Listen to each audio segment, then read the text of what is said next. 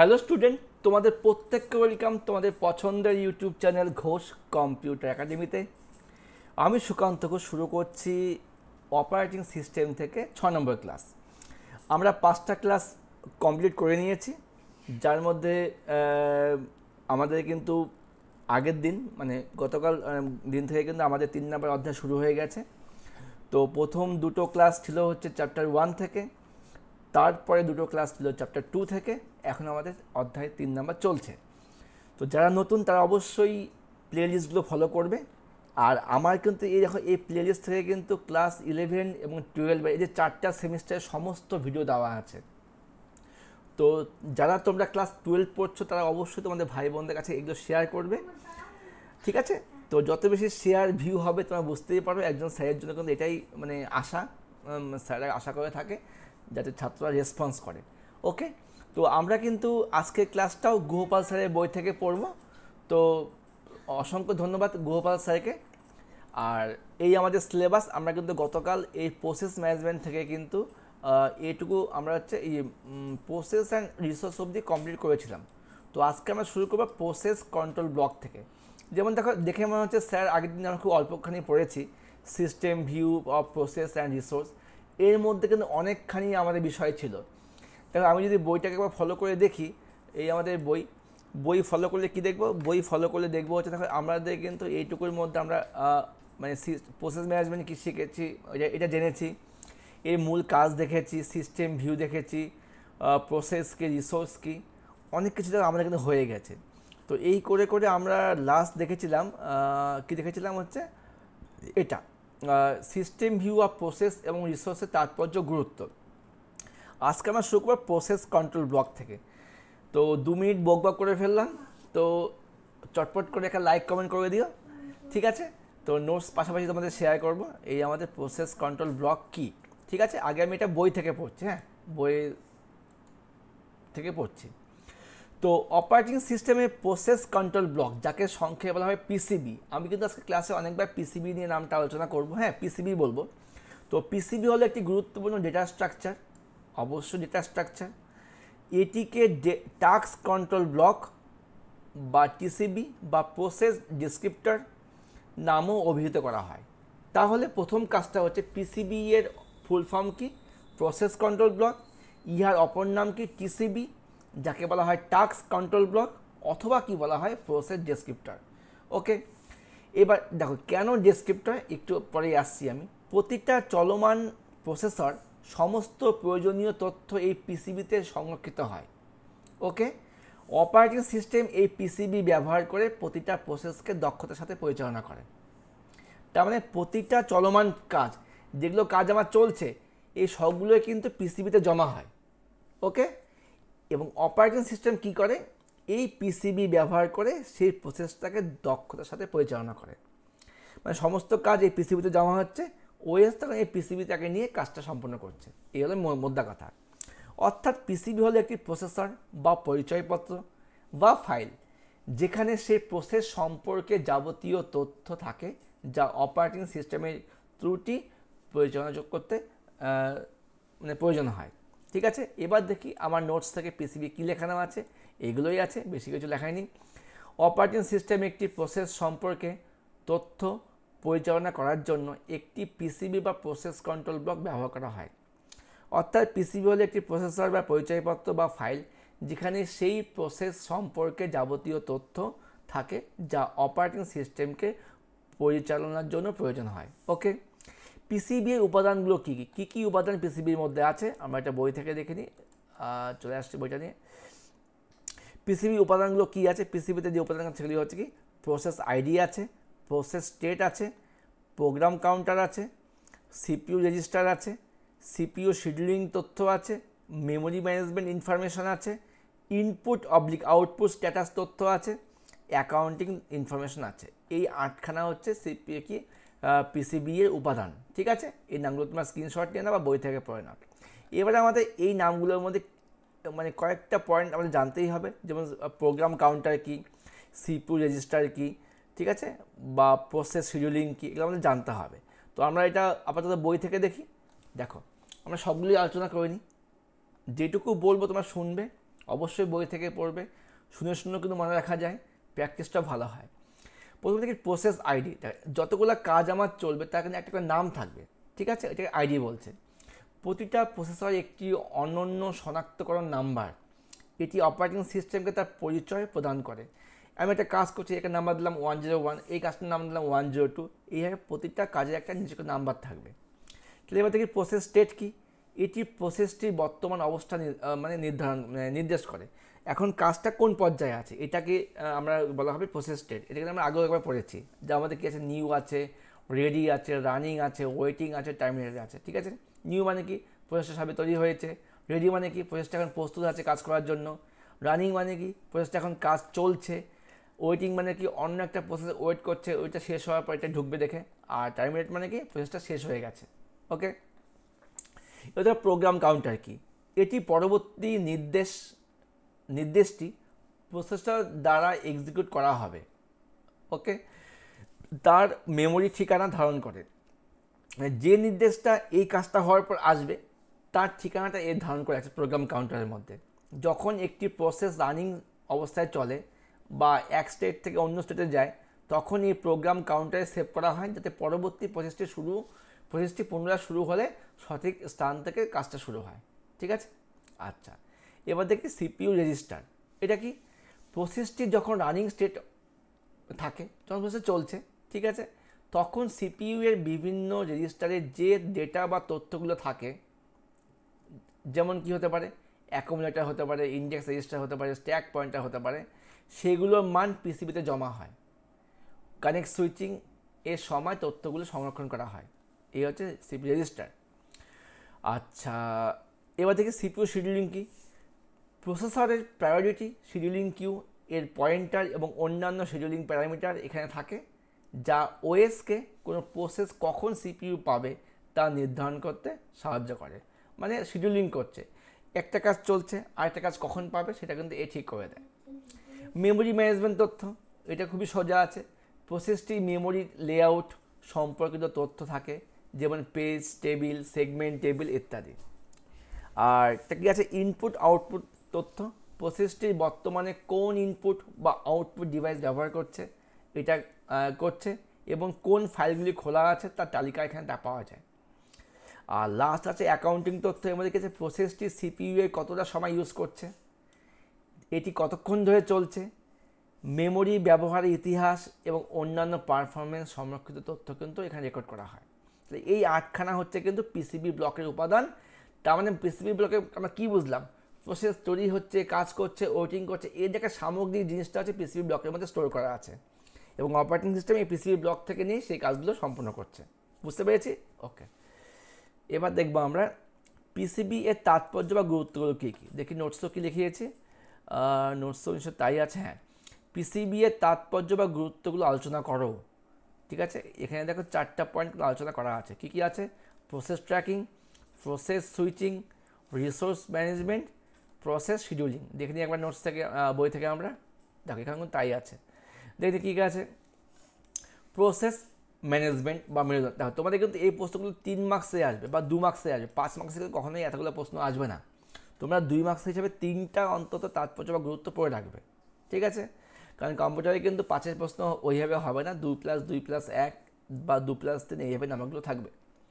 কী বলছে, process management বা, এটা আমরা এখান থেকে লিখি, দেখি নোটস থেকে পড়ে নিই। আচ্ছা, কী বলছে, প্রসেস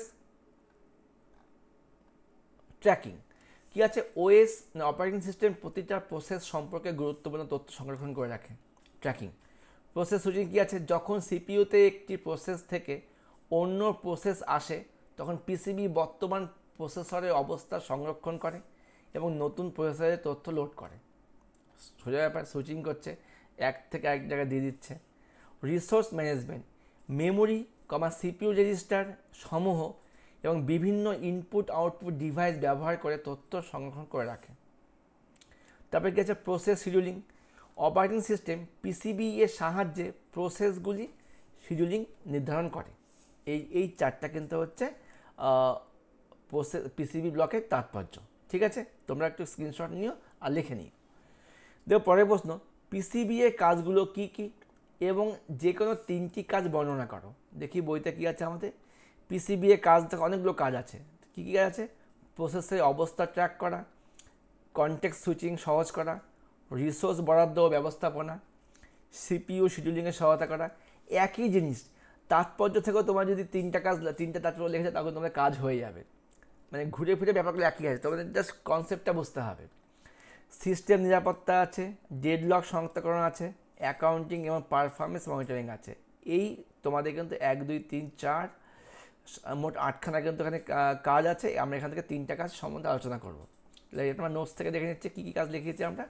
প্রথমে নামগুলো সব লেখা আছে, এবার থেকে কাজগুলো।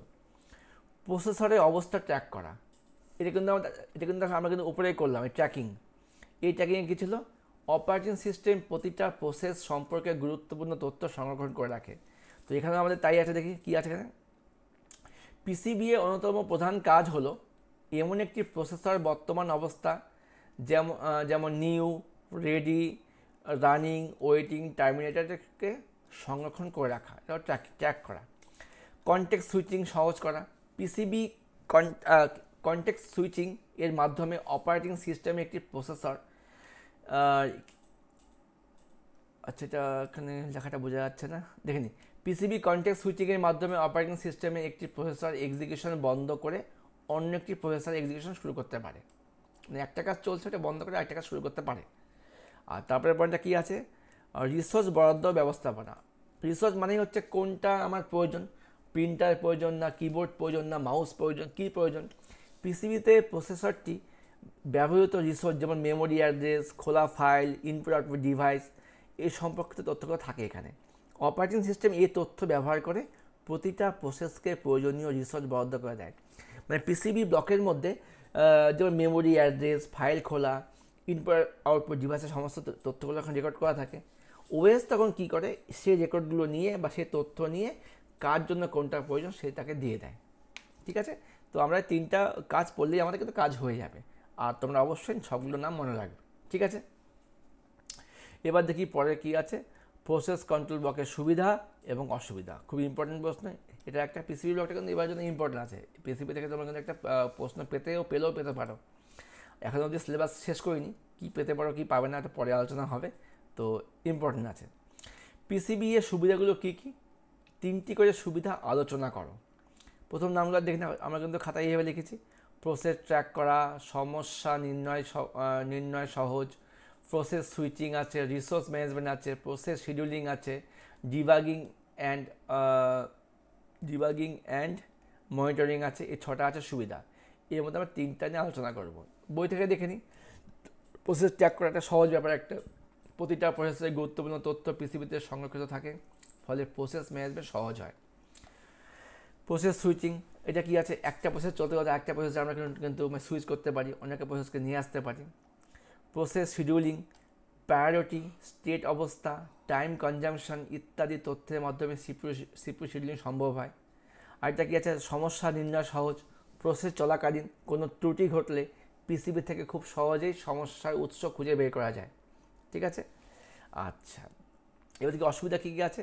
অতিরিক্ত মেমোরি ব্যবহার করা, প্রসেস সংখ্যা বাড়লে সমস্যার সৃষ্টি হতে পারে, ওভারহেড সৃষ্টি করা, নিরাপত্তার ঝুঁকির 4টা আছে। আমরা 4টা নিয়ে একবার পড়ে নিই। কী বলছে প্রথম পয়েন্টটা কী বলছে? অতিরিক্ত মেমোরি ব্যবহার। প্রতিটা প্রসেসের জন্য আলাদা পিসিবি তৈরি করতে হয়, যা অতিরিক্ত মেমোরি খরচ করে, মেমোরির ওপর একটি অতিরিক্ত বোঝা ওভারহিট করে।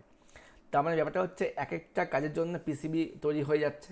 ঠিক আছে, এবার এর ফলে কী হচ্ছে? যখনই তৈরি হচ্ছে মেমোরিটাও ইউজ হচ্ছে, তো এই হলো ব্যাপার, মেমোরি বেশি ব্যবহার হচ্ছে। নাম্বার 2 কী বলছে? অনেক বেশি প্রসেস থাকলে পিসিবিগুলো ম্যানেজ করা খুব কঠিন হয়ে পড়ে। এটা একটা একই ব্যাপার, বেশি কাজ হলে সমস্যা বাড়বে। ওভারহিট সৃষ্টি করা, আমাদের এখানে ওভারহিট দেখলাম মানে বোঝা হয়ে যাওয়া। কী বলছে? PCB handling, update, process switching এর জন্য সময় ও রিসোর্স লাগে, ফলে সিস্টেম ওভারহিট বাড়ে। তারপরে কি আছে? নিরাপত্তার ঝুঁকি। যদি কোনো ম্যালিসিয়াস প্রোগ্রাম বা হ্যাকার কোনো প্রসেসর বা পিসিবিতে অননুমোদিত অ্যাক্সেস লাভ করে এবং তার ডেটা পরিবর্তন করতে পারে, তবে এটি সিস্টেমের নিরাপত্তা এবং স্থিতিশীলতা ক্ষতিকর হতে পারে। ঠিক আছে, এই হলো ব্যাপার। এবার দেখি পরের প্রশ্ন কী আছে খাতাতে বা বইতে। পিসির সুবিধাগুলো হলো, অসুবিধাও হয়ে গেল। আচ্ছা, এবার দেখবো আমরা এটা, প্রসেস কত প্রকার ও কী কী। প্রসেসকে কাজের ধরন ও রিসোর্স ব্যবহারের প্রবণতার উপর ভিত্তি করে দুভাগে ভাগ করা হয়। কী কী? Input output bound process, CPU bound process. দেখো তাহলে কী ব্যাপারটা হলো, কম্পিউটারের প্রক্রিয়াগুলি কিভাবে তাদের সময় ব্যয় করে তাদের উপর নির্ভর করে দুভাগে ভাগ করা হয়, একটা ইনপুট আউটপুট বাউন্ড প্রসেস এবং সিপিইউ বাউন্ড প্রসেস। আমরা একবার সিলেবাসটা একটু চট করে দেখে নিই। আমরা কিন্তু পিসিবিটা কমপ্লিট করলাম, এবার আমরা চলে আসছি ইনপুট আউটপুট এবং সিপিইউ বাউন্ড প্রসেসের মধ্যে চলে এসেছি। হ্যাঁ, তো দুটো ব্যাপার কি, ইনপুট আউটপুট বাউন্ড মানে নির্ভরশীলতা, মানে ইনপুট আউটপুটের উপর নির্ভর করবে আর কি সিপিইউর উপর নির্ভর করে কাজ করবে। কি বলছে, যে সকল প্রক্রিয়া, এটা আমরা নোটস থেকে পড়িনি, কী দেখিয়েছি আমরা, ইনপুট আউটপুট বাউন্ড প্রসেস, যে সকল প্রক্রিয়া ইনপুট আউটপুট ডিভাইস যেমন কিবোর্ড, মাউস, ডিস্ক, প্রিন্টার ইত্যাদি এর উপর নির্ভর করে কাজ করে তাদেরকে ইনপুট আউটপুট বাউন্ড প্রসেস বলে। এখানটা বাউন্ড হবে লিখে দেবে। হ্যাঁ, তার মানে যে সমস্ত কাজ পুরোপুরি ইনপুট আউটপুট ডিভাইস, সেটা মনিটর হতে পারে, প্রিন্টার হতে পারে, কিবোর্ড হতে পারে, মাউস হতে পারে, এদের উপর নির্ভর করে কাজ করে তাকে বলে কি ইনপুট আউটপুট বাউন্ড প্রসেস। ওকে, যেমন কি আছে, ফাইলকে পড়া বা লেখা, নেটওয়ার্ক থেকে ডেটা রিসিভ করা, ইউজার ইনপুট গ্রহণ করা, একটি ফাইলকে কপি করা, এগুলো সবই হচ্ছে কি ইনপুট আউটপুট বাউন্ড প্রসেসের মধ্যে পড়ে যাবে। এবার দেখি ইনপুট আউটপুট বাউন্ড প্রসেসের কী কী বৈশিষ্ট্যগুলো আছে, এটা আমরা বই থেকে দেখি, সুন্দর আছে বৈশিষ্ট্যগুলো। সিপিইউ অপেক্ষাতে কম সময় ব্যস্ত থাকে, প্রক্রিয়াটি বেশি সময় অপেক্ষা করে ইনপুট আউটপুট সম্পন্ন হওয়ার জন্য। আর দুটো সিপিইউ সুইচ হতে পারে অন্য প্রক্রিয়ায়, এটা হচ্ছে বৈশিষ্ট্য। ঠিক আছে, আচ্ছা পরেরটা দেখছি কি সিপিইউ বাউন্ড প্রসেস কি, এর উদাহরণগুলো কী কী আছে দেখে নিই। যে সমস্ত প্রসেস কার্যকর হওয়ার জন্য বেশিরভাগ সময় সিপিইউ ব্যবহার করে থাকে এবং খুব কম সময় ইনপুট আউটপুটের জন্য অপেক্ষা করে তাদেরকে সিপিইউ বাউন্ড প্রসেস বলে। তার বেশিরভাগ সময়টাও সিপিইউর উপর নির্ভর করে থাকে এবং ইনপুট আউটপুটের উপর নির্ভরশীল কম করে, এটা সিপিইউ বাউন্ড প্রসেস। তাহলে এক্ষেত্রে কিন্তু একটা সমস্যা হবে, সিপিইউ বেশি ইউজ হবে, মেমোরি বেশি ইউজ হবে। ঠিক আছে, আচ্ছা যেমন উদাহরণ কি আছে, জটিল গাণিতিক গণনা করা, ভিডিও রেন্ডারিং, ভিডিও তৈরি করছি, গেমের গ্রাফিক্স প্রসেসিং, ডেটা এনক্রিপশন, এই সব সমস্ত কাজে কিন্তু আমাদের সিপিইউটা বেশি পরিমাণে ইউজ হয়। ঠিক আছে, বুঝতে পেরেছি আমরা, এটা সিপিইউ বাউন্ড প্রসেস। তো ব্যাপারটা বুঝতে পারলে সিপিইউ বাউন্ড আর ইনপুট আউটপুট বাউন্ডের মধ্যে পার্থক্যটা, এই হলো পার্থক্য। তো সিপিইউ নির্ভর প্রক্রিয়া কী কী বৈশিষ্ট্য আছে, সিপিইউ দীর্ঘ সময় ধরে ব্যস্ত থাকে, অবশ্যই পুরোপুরি সিপিইউর উপর ডিপেন্ডেন্ট, সিপিইউতে ব্যস্ত হবেই।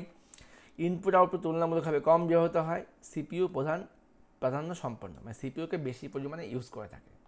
পরের প্রশ্ন কী আছে, ইনপুট আউটপুট বাউন্ড এবং সিপিইউ বাউন্ডের মধ্যে পার্থক্য লেখো। তিনটা পার্থক্য লেখানো হয়েছে, দেখি আমরা বইতে কি আছে। আচ্ছা, বই থেকে আমি লেখাইনি, এটা আমি তোমাকে বলছি, তুমি দেখো তোমার স্ক্রিনশট নাও বা লিখে নাও। এই ধরনের প্রসেসগুলিতে সিপিইউ ব্যাপকভাবে ব্যবহৃত হয়, আর সরি এখানে আচ্ছা এখানে ভুল আছে, ব্যবহৃত হয় না হবে, হ্যাঁ ব্যবহৃত হয় না এই ধরনের প্রসেসগুলো থেকে সিপিইউ ব্যাপক কম,